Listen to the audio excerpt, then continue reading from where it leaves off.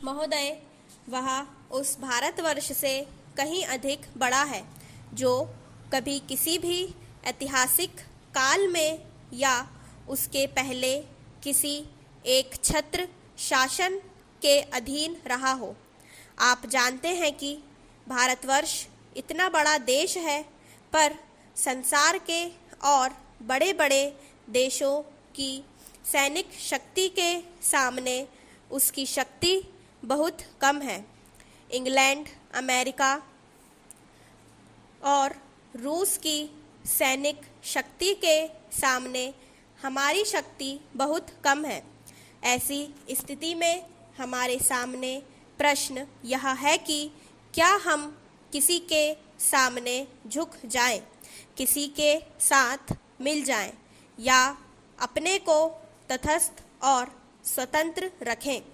किसी के साथ मिल जाने का अर्थ यह हो सकता है कि हमें उसके प्रभाव या उसकी शक्ति का लाभ मिले, परंतु उसका परिणाम भयंकर हो सकता है। यदि उन पर कभी संकट आया तो हम पर भी आएगा।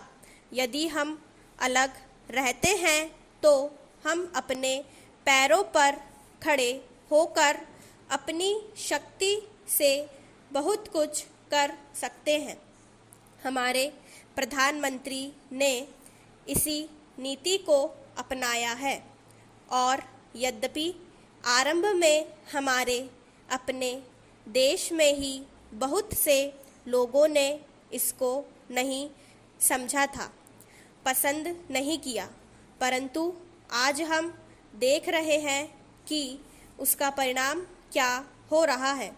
हमारे प्रधानमंत्री ने इस बात की घोषणा कर दी कि हम किसी भी दूसरे देश के साथ गठबंधन नहीं चाहते और हम स्वतंत्र रहकर अपना कामकाज अलग चलाएंगे। हमारे बहुतेरे लोगों ने यह समझा कि यदि हम किसी बलशाली देश से मिले तो और कुछ नहीं तो कम से कम आर्थिक सहायता तो मिलेगी। जो देश यह चाहते थे कि हम उनके साथ मिलें, उन्होंने तो बुरा माना ही। उन्होंने यह नहीं समझा कि हम अपने को अलग रख रहे हैं, ना कि उनके विरोधियों के साथ मिल रहे हैं। जैसे जैसे समय बीतता गया, धीरे धीरे उन्होंने भी हमारी विदेशी नीति को समझा। आज संसार के लोग मानने लग गए हैं कि भारतवर्ष अपने दृष्टिकोण पर स्थित है। Para change.